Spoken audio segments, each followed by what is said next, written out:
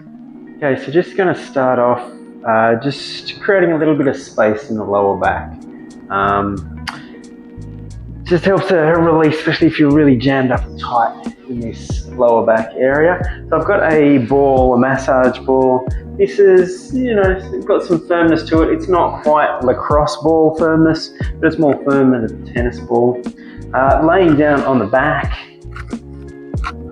knees are bent, feet flat on the floor. I'm going to place the ball in that soft tissue area of the lower back. So it's just on one side. So I'm below the ribs, above the hips, and to the outside of the spine. And here just relaxing and sinking onto this. Now if you've got a really tight lower back, if you've got stuff going on through the lower back, you probably want to use a tennis ball or something with a little bit more give into it than this one. So just having a few breaths, relaxing, sinking into this. And then the same side knee, I'm just going to bring up towards the chest. Take a hold with the hands. Now I'm not pulling in too tightly, I'm just coming to where it's comfortable. Again, if you're really tight, tender through this area, this might increase the intensity, so just stop and breathe, relax here. And then the actual technique is just 10% effort. So it's really subtle, 10% effort, trying to take this leg back to where it came from. And the reason I just use the 10% effort is because I only want the glutes to engage on this side. I want to keep my lower back out of this. If I work too hard, I'm going to end up recruiting the lower back muscles as well. So just 10% effort. And then relax completely. I gently pull the knee towards the chest, a little tail tuck and dropping the belly button down towards the floor. So this is just opening up some space around the tennis ball.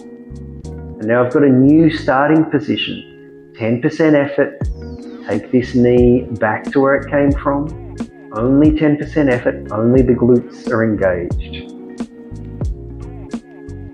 And then relax, hug the knee in a little closer, little tail tuck, drop the belly button down towards the floor. Again, I've got my new starting point, so our final round through, 10% effort, try and take the knee back to where it came from. And relax, hug the knee in, little tail tuck, drop the belly button down towards the floor.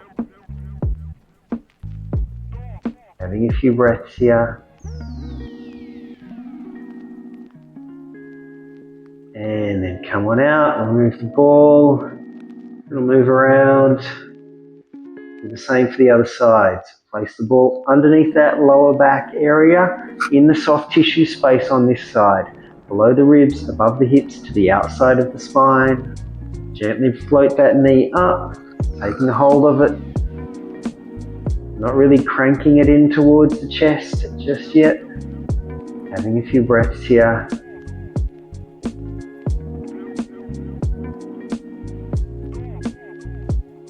And then again, 10% effort, trying to take the leg back to where it came from. And I keep it at 10% effort because I only want the glutes working. Lower back is still relaxed.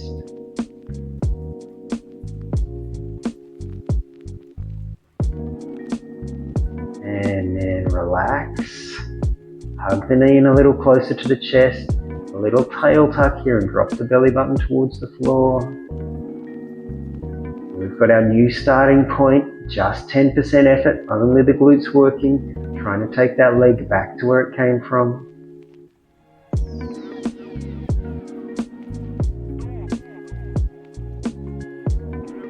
And relax.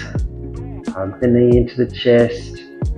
Tail tuck a little more, drop the belly button down, opening up around the ball. Now last time through, 10% effort. And take this leg back to where it came from.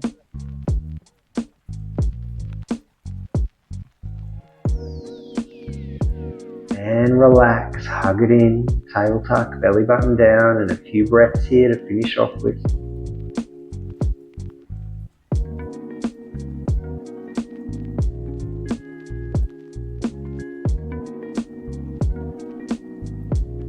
And then come on out of there, gently move it around.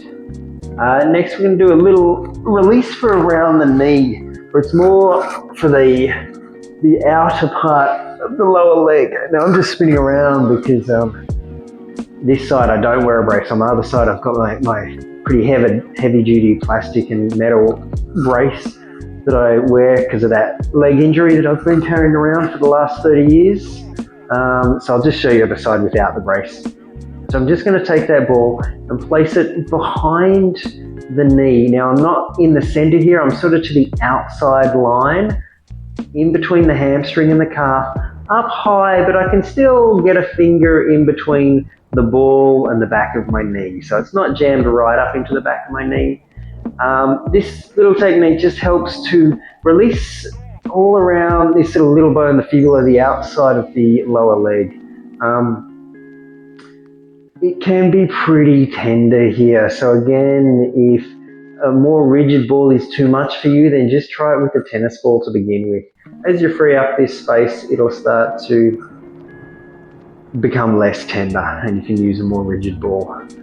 So I've got it in there. I'm just going to reach through and take a hold of the shin, and I'm trying to get at least halfway down my shin, even closer to the foot if I can, just so I can use the leverage of the shin bones, and I'm gently pulsing the foot towards the backside. So I'm pulling and then relaxing, pull and relax, and just continue to do that. We'll do this 8 or 10 times.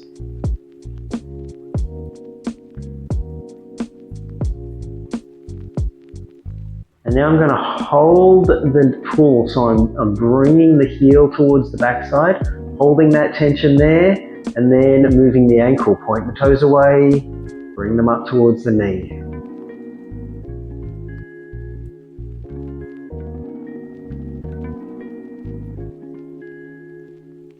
Again, 8 or 10 of these.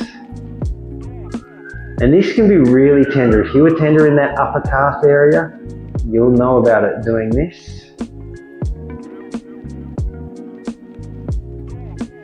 And then come on out of there, gently move it around. I'm always a fan, like if this is the first time you've done this technique, I always like getting up and just moving around, seeing, do you feel any kind of change after doing that? I'm just going to run through and do the other side, but if it's your first time, hit pause, and then just get up, move around, feel if there's any change. So from here, I've just got the ball on the outside line, not quite center leg, but it's to the outside line, in between the hamstring and calf, up high, but I can still get a finger in between the ball and the back of the knee, taking a hold of that lower leg, gently pulsing, pulling the heel in towards the backside and relaxing. Keep repeating this.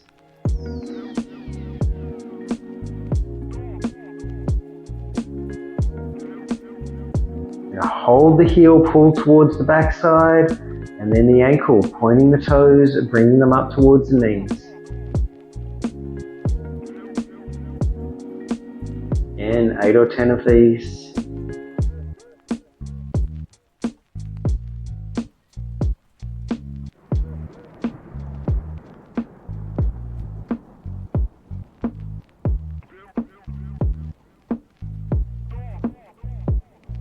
And then come on out, give that a little move around.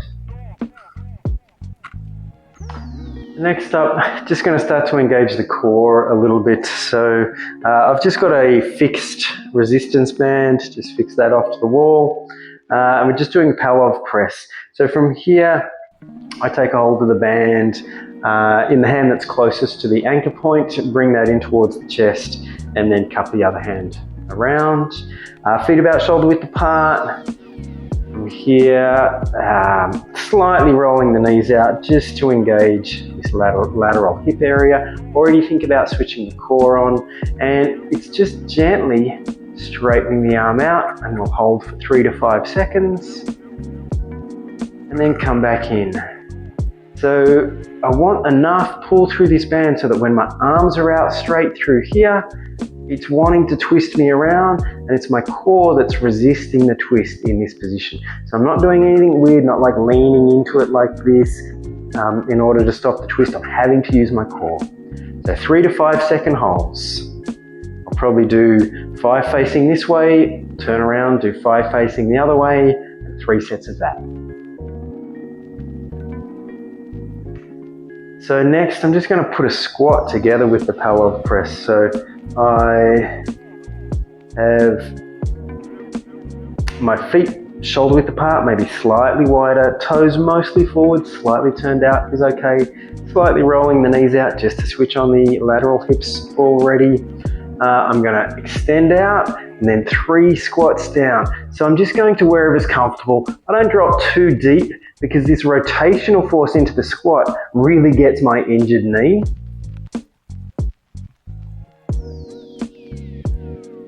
So I'm only doing 3 squats. Yeah, if it feels comfortable, certainly doing, 8 to 10 squats, whatever feels right for you is fine, but I just kind of don't put that much force through this knee for me.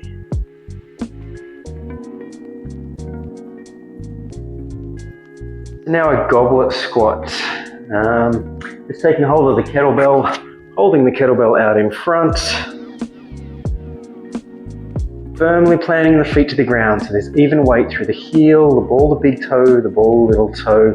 As I sink down, I'm thinking about not letting the knees collapse in. I don't have to excessively move them out, but I just want to not let them collapse in. So I'm thinking about force outwards, sinking down as deep as is comfortable for you, slowly coming back up. So I've just built a little step out of some fairly rigid blocks that I have. Usually I wouldn't do this exercise on this. I just step into the other room where there's a flight of stairs and use the staircase. A lot more solid, and I've got nice walls either side of the staircase for support as well. But just for filming purposes, I've just built this little block here just to demonstrate. I'm just going to do like a touchdown squat here. So it's a single leg touchdown squat.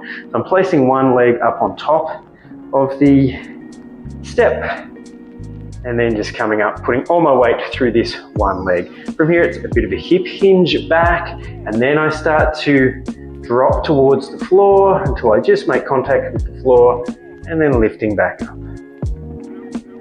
That's a hip hinge, dropping down all the way back up.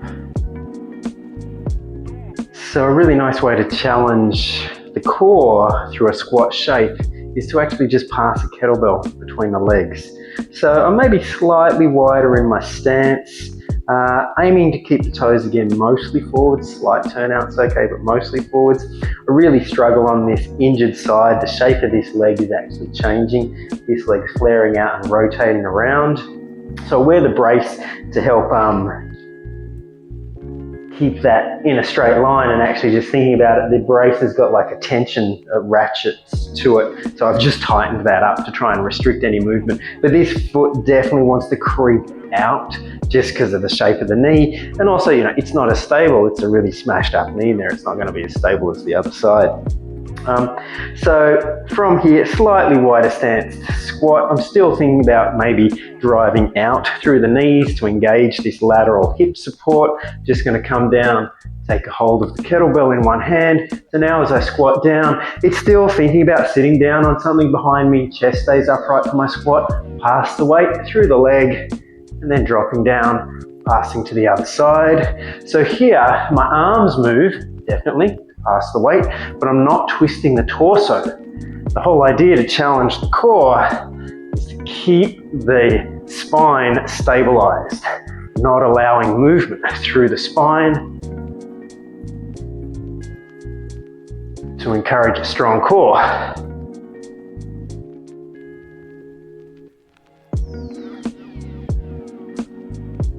So to finish up, just because I'm trying to keep a fairly high volume of deadlifts in my training at the moment, I'm going to finish with some deadlifts. I'm just going to prime the movement first, just using the front foam roller, just right at the front of the hips, feet shoulder width apart, heel, ball the big toe, ball the little toe, evenly sharing weight through the feet.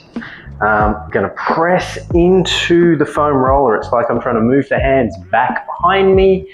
Hips go back. Hands go straight down towards the feet.